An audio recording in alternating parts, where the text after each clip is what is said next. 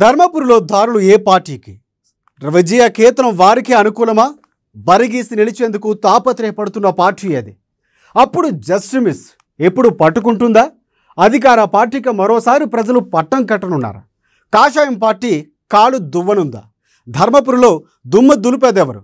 Watch the story.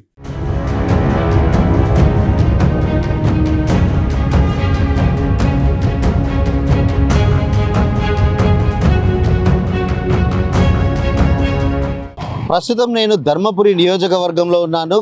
ఈసారి ప్రధాన పార్టీలే కాకుండా మరొక పార్టీ బీఎస్పీ తరపున కూడా అభ్యర్థి పోటీ చేయనున్నాడు. చతుర్ముఖ పోటీ అయితే నెలకొననుంది.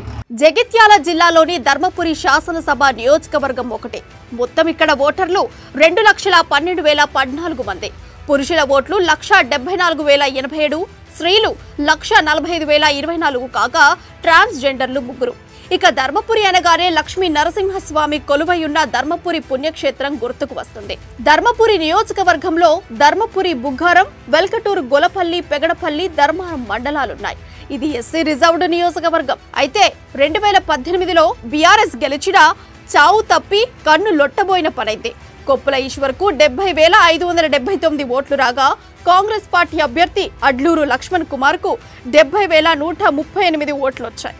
అంటే మెజారిటీ కేవలం 441 ఓట్లే. అయితే కొప్పుల ఈశ్వర్ చేతిలో ఓటమి పాలైన అడ్లూరు లక్ష్మణ్ కుమార్ ఆనాటి నుంచి రీకౌంటింగ్ చేయాలని డిమాండ్ చేస్తూ వస్తున్నారు. ఆ మేరకు కోర్టును కూడా ఆశ్రయించారు. పట్టు వీడని విక్రమార్కుడిలా ప్రయత్నిస్తున్నా ఇదిలా ఉంటే మంత్రి కొప్పుల ఈశ్వర్ ప్రాతినిధ్యం వహిస్తున్న ధర్మపురి నియోజకవర్గ బీఆర్ఎస్ లో అంతర్గత కుమ్ములాటలు చర్చనీయాంశంగా మారాయి.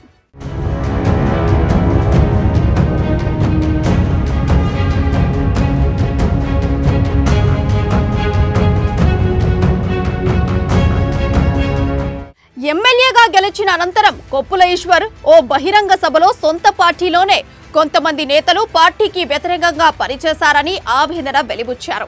వీటితో పార్టీలో ఏ స్థాయిలో గ్రూప్ రాజకీయాలు నడుస్తున్నాయో కొప్పుల ఈశ్వర్ చెప్పకనే చెప్పారు. బీఆర్ఎస్ లో ఈ వర్గ విభేదాలు కొప్పుల ఈశ్వర్ కు తలనొప్పిగా మారే అవకాశాలున్నాయి. పెగడపల్లి, వెల్గటూర్ మండలాల్లో కాళేశ్వరం లింక్ 2లో భాగంగా పైప్ లైన్ వెళ్లిన భూములకు ప్రభుత్వం నిర్ణయించిన పరిహారం తక్కువగా ఉందని రైతులు, జనాలు ఆ పరిహారం ఒప్పుకోవడం లేదు. దీంతో పరిహారం కొంతమందికి అందలేదు. ఈ విషయంలో బీఆర్ఎస్ ప్రభుత్వంపై తీవ్ర వ్యతిరేకత ఉంది. దీనికి తోడు రోడ్ల అభివృద్ధిలో భాగంగా 4 మండల కేంద్రాలలో కూడళ్ల వద్ద పలు ఇండ్లు తొలగించారు. వాటికి కూడా చాలా వాటికి పరిహారం అందలేదు.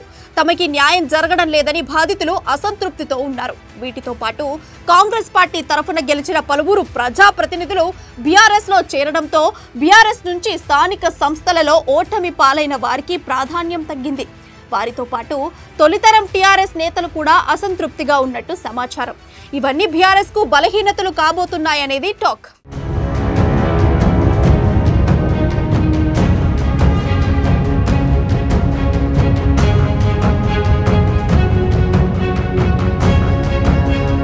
ఇక గతంలో ధర్మపురిలో మున్సిపల్ ఎన్నికల్లో కూడా బీఆర్ఎస్ కు కాంగ్రెస్ గట్టి పోటీ ఇచ్చింది.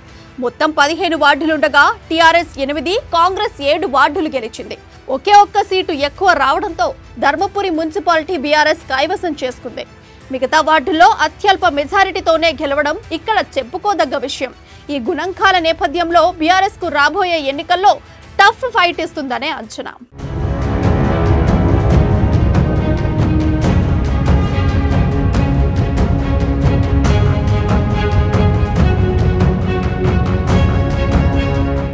ఏది ఏమైనా ఈసారి గెలవాలని అడ్లూరు లక్ష్మణ్ కుమార్ కసితో ఉన్నారు. ఓటమి పాలైన నిరాశ పాలవకుండా గెలుపే లక్ష్యంగా ప్రజల్లోకి వెళ్తున్నారు. కాళేశ్వరం లింక్ 2, కాళేశ్వరం ముంపు గ్రామాల్లో ప్రజల్లో టీఆర్ఎస్ పార్టీ మీద వ్యతిరేకత భావం ఎక్కువగా ఉండడంతో ఆ అంశంపై ప్రజలకు మద్దతు ఇవ్వడం ద్వారా వారి మనసులు గెలుచుకోవచ్చని కాంగ్రెస్ భావిస్తోంది. ఇక గత అసెంబ్లీ ఎన్నికలలో కౌంటింగ్ లో అక్రమాలు జరిగాయంటూ లక్ష్మణ్ కోర్టు తలుపులు తట్టారు. ఇక అక్కడి నుండి ఒక పెద్ద యుద్ధమే చేశారని చెప్పొచ్చు. ఈవీఎం భద్రపరిచిన స్ట్రాంగ్ రూమ్ తెరిచి రీకౌంటింగ్ చేయాలని కోర్టు ఆదేశాలతో ప్రస్తుత జగిత్యాల జిల్లా కలెక్టర్ యాస్మిన్ భాషను ఆదేశించడంతో అందుకు తగ్గ ఏర్పాట్లు చేశారు. స్ట్రాంగ్ రూమ్ కి సంబంధించిన తాళాలు దొరకడం లేదంటూ మళ్ళీ ఒక బాంబు పేల్చడంతో ఎన్నికల అధికారులు స్ట్రాంగ్ రూమ్ కు చేరుకొని విచారణ చేపట్టాల్సిన పరిస్థితి ఏర్పడింది. దీంతో పుణ్యకాలం కాస్త గడిచి మళ్లీ ఎన్నికలు దగ్గర పడ్డాయి. గత ఎన్నికల కౌంటింగ్ అనంతరం నుండి పోరాడుతూనే ఉన్నారు. ఈసారి సెంటిమెంట్ వర్కౌట్ అవుతే ఎమ్మెల్యే అవడం ఖాయమని నియోజకవర్గంలో చర్చ కొనసాగుతోంది. తెలంగాణ రాష్ట్ర ప్రభుత్వ వైఫల్యాలను నియోజకవర్గ ప్రజలలో ఎండగడుతూ ప్రతినిత్యం పర్యటిస్తున్నారు. ఇక ఇక్కడి ప్రజలు మంచినీటి కోసం పానీపట్టు యుద్ధమే చేయాల్సి వస్తుందని, పక్కనే గోదావరి నది ప్రవహిస్తున్నా మంచినీటి సమస్య తీరడం లేదంటూ పోరాటం చేయడం వంటి అంశాలు కాంగ్రెస్కి కలిసొచ్చే అవకాశం.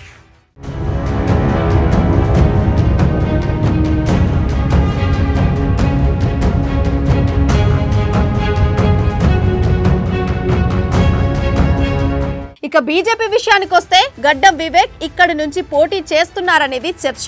ఆయన ఎంపీగా చేసిన అనుభవం, సుదీర్ఘంగా రాజకీయాలపై పట్టుండడం ఆయనకు కలిసొచ్చే అంశం. ఈయన కొంతకాలం కాంగ్రెస్, కొంతకాలం బీఆర్ఎస్ లో కొనసాగారు. దీంతో రెండు పార్టీల కార్యకర్తలతో సంబంధాలు ఉండడంతో ఈసారి బీజేపీ నుండి ధర్మపురి నియోజకవర్గంలో బరిలో నిలుస్తారని చర్చ జోరుగా సాగుతోంది. ఒకవేళ బీజేపీ నుంచి వివేక్ వచ్చినా త్రిముఖ పోటీ ఏర్పడుతుంది. బీఆర్ఎస్, కాంగ్రెస్, బీజేపీ ఫైట్ ఏర్పడి బీఆర్ఎస్ కు అనుకూలించే పరిస్థితి వస్తుందని కూడా రాజకీయ విశ్లేషకులు అంచనా వేస్తున్నారు.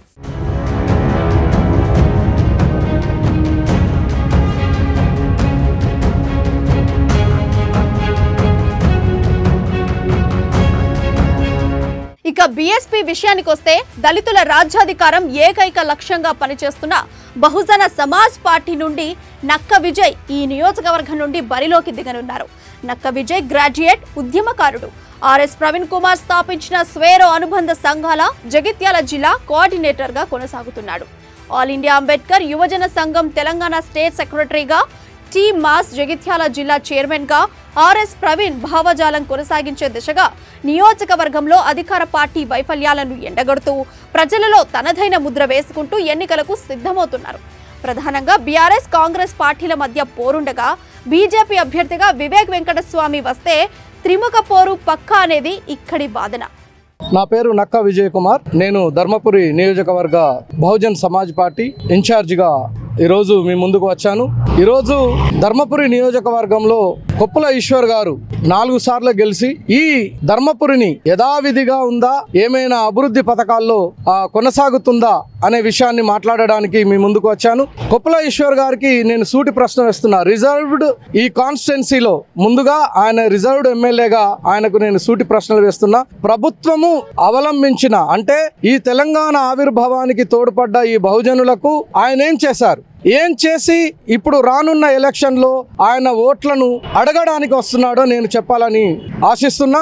నేను ఓపెన్ ఛాలెంజ్ చేస్తున్నా. నువ్వు చర్చకు సిద్ధమైతే, నువ్వు ఏ సెంటర్ అయితే ఆ సెంటర్కు నేను రావడానికి సిద్ధంగా ఉన్నా. నువ్వు కేవలం టీఆర్ఎస్ లో ఉన్న నాయకులకు మాత్రమే దళిత బంధు ఇచ్చావు. నీ సొమ్ము కాదు, అది ప్రజల సొమ్ము. నువ్వు ఎంఆర్ఓ తోటి, కలెక్టర్ గారితోటి నువ్వు అది సర్వే చేయించి అర్హులైన వారికే దళిత బంధు ఇవ్వాలి బిడ్డ. నువ్వు అనుకుంటున్నావేమో ఇవి కేసీఆర్ ఇస్తుండు. కేసీఆర్ నువ్వు పని చేసిన పైసలు కావవి, మేము టాక్సీ రూపంలో కట్టిన డబ్బులు. వాటన్నిటి మీద సర్వే చేయించి నిజమైన వారికి, అంటే అర్హులైన వారికే ఆ యొక్క పథకం అందేటట్టు చూడవలసిందిగా కూడా హెచ్చరిస్తున్నా. విద్యావంతులము, నిరుద్యోగులం అందరం కూడా సిద్ధమై ఈ యొక్క నియోజకవర్గంలో తిరుగుతున్నాం. మీకు రానున్న ఎలక్షన్లో ఖచ్చితంగా బుద్ధి చెప్తామని ఈ మాటలు ముగిస్తున్నా. జై భీమ్.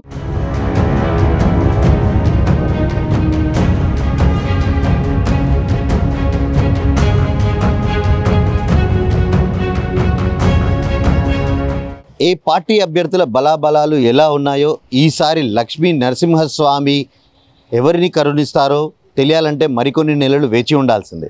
కెమెరా పర్సన్ అరుణ్తో శ్రీకాంత్, అమ్మా న్యూస్, ధర్మపురి నియోజకవర్గం నుండి.